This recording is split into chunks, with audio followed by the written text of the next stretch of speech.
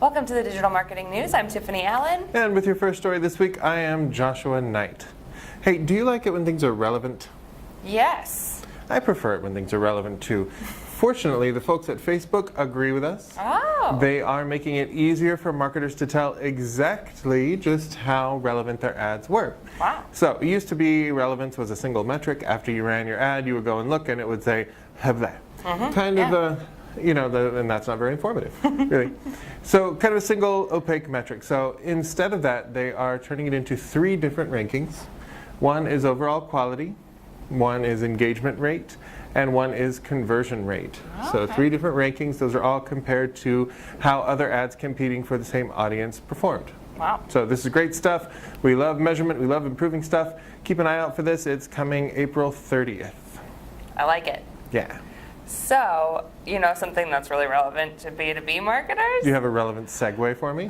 That was the best I could do. Perfect. So there's a new study out there called Cut Through the B2B Noise. Cut through it. Nice. That showed some really interesting stats about B2B content. Oh, yes? Like what? So only 3.4% of B2B marketers polled thought that their content was extremely effective. That's down from 12% in the previous year of the study. Woof. I know. 5.4 said that their content was extremely effective compared to 18% the previous year. My goodness. And 47% said it was somewhat effective, which was up from 19%. Sort of meeting in the middle there. That makes sense to me.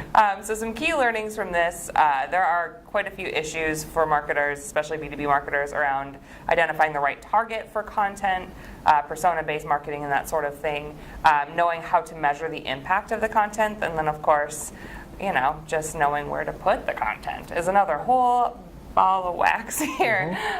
So for those of you who read the study, it is linked in the news. The kind of key takeaways here are to focus on creating quality content that resonates with your audience and that you can measure. Those are the 3 things you should be doing to really be nailing it for content marketing. Increasing quality and relevancy of the content, never a bad idea. No. Not at all.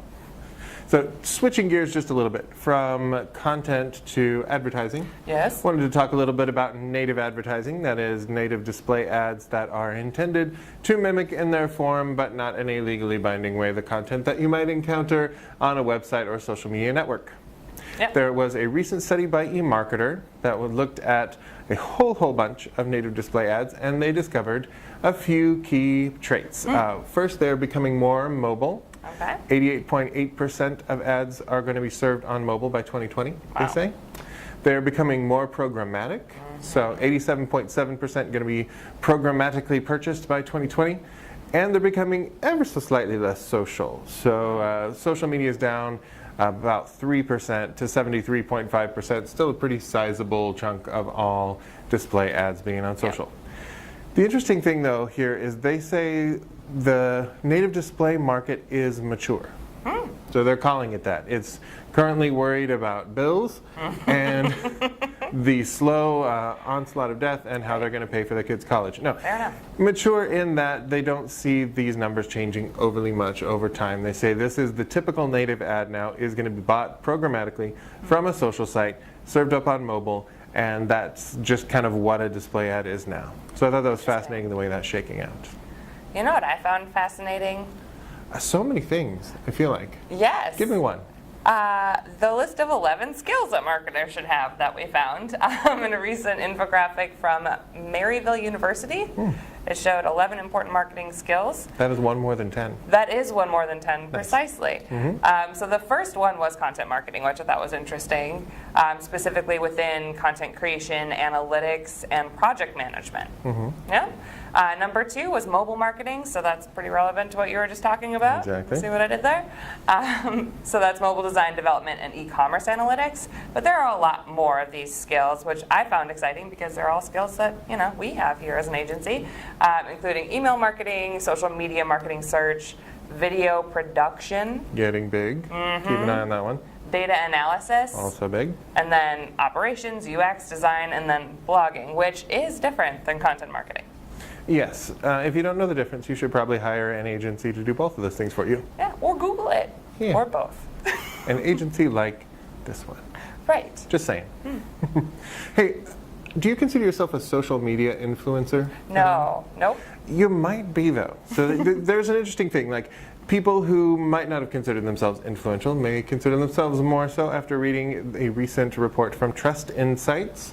And, it's right in the name. You got to trust them. They got the insights. Yes. They said they looked at several thousand social media influencers, folks who have the very top range, which is about 8.5 million followers across platforms, and then down to people who have 5,000 or 6,000, those poor, unfortunate souls.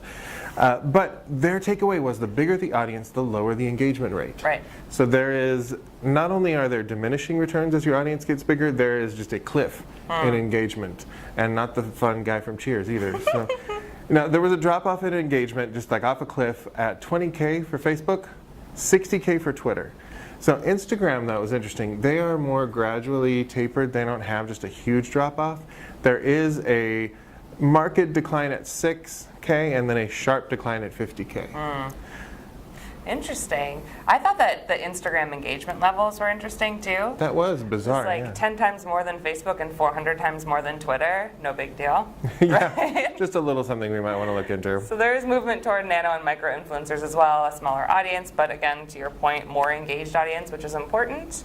And they estimate greater ROI for multiple micro versus one big influencer, and we agree. Yeah, that kind of goes against conventional wisdom, but right along with what we've been saying for quite some time, that the numbers of the follower counts, those little vanity metrics don't mean as much as what? Relevance to your audience and actual influence. Not only can they have a huge audience, but actually compel them to take action. Yep. All about that mix. Hey, speaking of influencers and things that are cool, just wanted to take a quick trip to Client Corner, which our camera doesn't move, so I can't. But Client Corner, right here. 3M just launched the second season of their Science Champions podcast.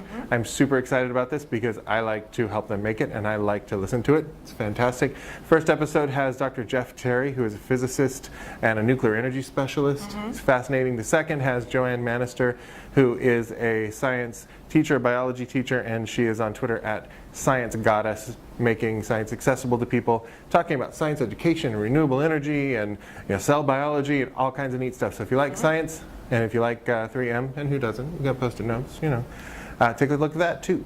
All right. Well, that's all news we have for you this week. We'll be back next week with more digital marketing news. If you need more in the meantime, you can follow me on Twitter at Tiffani_Allen or TopRank at TopRank. Yep, you can find me on Twitter at NiteWrites, NITEWRITES. And please don't forget to subscribe to the channel for all the cool stuff that we do just for you.